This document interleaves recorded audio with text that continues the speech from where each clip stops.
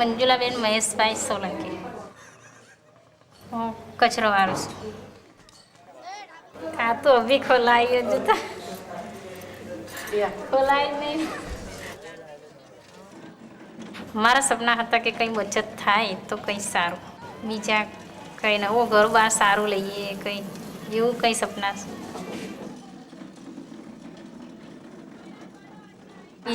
જે કામ કહો એ કરીએ અમે. તમે જે કામ કહી શકો એ બી કરીએ. બીજું કામ જે કહી શકો એ. Always our main thrust is employment.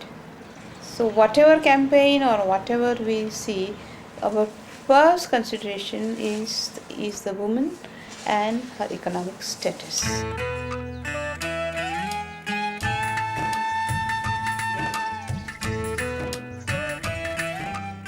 Forest campaign, we have been involved with the members who are small forest produce gatherers and firewood pickers.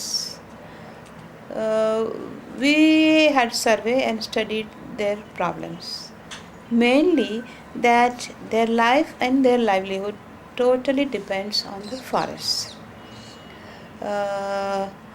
The forest department sees them as exploiters. એટલે પહેલાં અમે ખેત મજૂર એટલે અમારા ગામમાં એમ કે મોટા ખેડૂતો હોય ને એમના ખેતરમાં અમે કામ કરવા જતા હતા. એટલે અમને સિઝનની 10-15 દિવસ જ મજૂરી મળતી હતી. એટલે જે અમારા ઘરનું પોષણ સારી રીતે થાય એ થઈ નહોતું શકતું. એટલે અમે અમારા બાળકોને ભણાવી નહોતા શકતા. હું ખેત મજૂર બેન છું. એટલે પહેલાં હું ખેત મજૂર બેન હતી, અત્યારે હવે વનલક્ષ્મી મંડળીના અમે માલિક એમ કે થયા. એટલે એમ કે આમાંથી કમાઈને તો ઘર બનાવ્યો.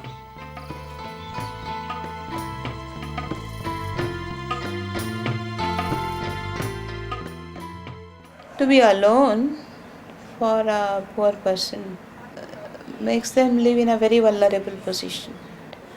Those who have little bit of asset is able to fight vulnerability slightly better than those who are totally assetless. So, generating asset in her own name, woman's name, that brings a tremendous, shine in her eyes and a confidence. And it takes time. But that process is what I call empowerment. Sewa's priorities are work, food, clothing, and a decent home. Then comes education. With undeniable common sense, the organization's results translate into providing a license to create a future, a better reality. The secret lies in an intelligent strategy to change society from the very center of the system.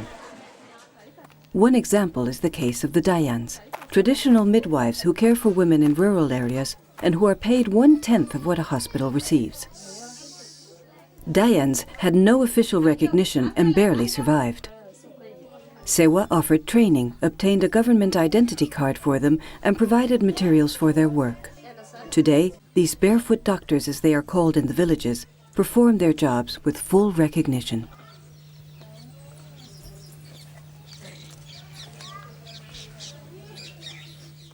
મારું નામ પૂનમબેન દલપતભાઈ વાઘેલા, ગામ વલ્લાદ, તાલુકો જિલ્લો ગાંધીનગર. હું છેલ્લા 15 વર્ષથી દાયણનું કામ કરું છું. ડિલિવરીમાં સારું ઘર હોય તો કોઈ 200 આપે, કોઈ 100 રૂપિયા આપે અને કોઈ નાય આપે. ઘર એવું હોય તો નાય આપે. કાલે મેં એક ડિલિવરી કરાવી તો એક સાડી આપી અને 51 રૂપિયા આપ્યા.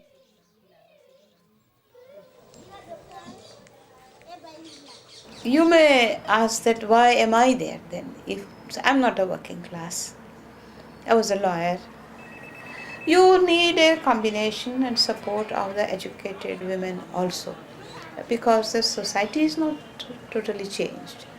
So when you have to deal at higher level or at different level, then we are like sisters. Whatever I have, they don't have. And then whatever they have, I don't have. So we try to combine our strengths together and make a dent into the decision making level. મારું ગામ આતને નામ રાણભાઈબેન રાવમાં તાલુકો સાંતરપુર જિલ્લો પાટણ અને સેવામાં હું અત્યારે પહેલાં 11 જિલ્લા હતા અત્યારે 14 જિલ્લામાં પ્રમુખ છું અને મુખ્ય ગુંદર કામદાર હું. Why not a gum collector be the president of Seva? Because no woman in Seva is identified as a widow or deserted or divorced or prostitute or destitute or belonging to that community or this religion or speaking that language. We are all workers.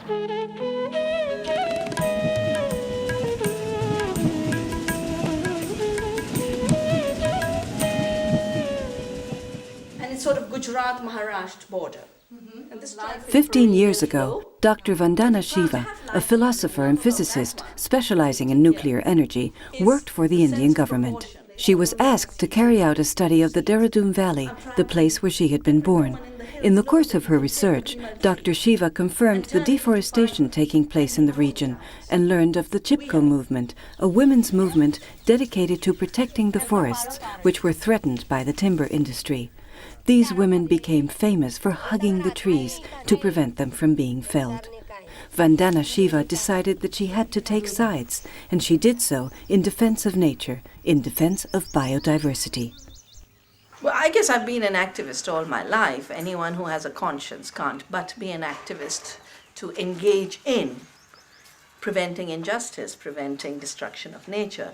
Anyone who cares will do something. To be an activist is to act. And in a world of destruction and injustice, to not be an activist is to accept injustice as the norm, which means to kill your conscience. I think anyone who is not an activist today is accepting violence, is accepting exploitation. In recent years, a current of thought and action has spread throughout the planet. Ecofeminism. Dr. Shiva is a noted theorist of this movement, which proposes a philosophy of life, a way of understanding the world from a non-violent standpoint, from a respect for all life forms. Ecofeminism is a struggle. It's a struggle of the millions of women who have said, you cannot log these forests, they're destroying our lives, and hug the trees. The women of these mountains are the ones who taught me ecology. They taught me ecofeminism. And they came out and hugged the trees and said, no, you'll kill us before you kill our trees. For me, ecofeminism is the struggles of the women in the coastal areas who lay down in front of the bulldozers and said, you will not make industrial shrimp farms which destroy our water. In India, 10 years ago, and we're talking about 10 years of radical change in the way people live in this country, 10 years ago, there was nothing like waste in an Indian home. We used to buy our vegetables. We usually go with a cloth bag. And at the end of cooking our meals, whatever scraps were left, people used to go out and look for the cow in their street to feed it to her. So the cows got their food and we had no waste. And now that we've moved into the plastic and fossil fuel culture, it's basically the petroleum culture. The carelessness that it generates, it creates the carelessness of climate change. It creates the carelessness of throwing your waste away. And it creates the carelessness of not knowing that your waste is then killing the cows who you pretend to worship. In the 1960s, the so-called Green Revolution became the world's great hope for ending hunger. Norman Borlaug, winner of the 1970 Nobel Peace Prize and acknowledged father of this revolution, declared that the massive use of pesticides and fertilizers would double, even triple harvests and production. The end of hunger was near.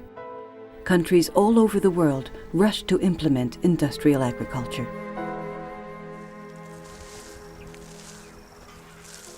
Transgenics and pesticides are promoted by the same set of industries. These are the industries that were related to the war. They made these chemicals first for war. Now they've tried to bring it to agriculture. They have money. They want more money. The governments promote their products because they manage to get the governments corrupted to sell their products. It is purely a result of corruption of governments that is leading to the continued use of chemicals in spite of 30 years of deep knowledge that chemicals in agriculture are destroying, not producing more food.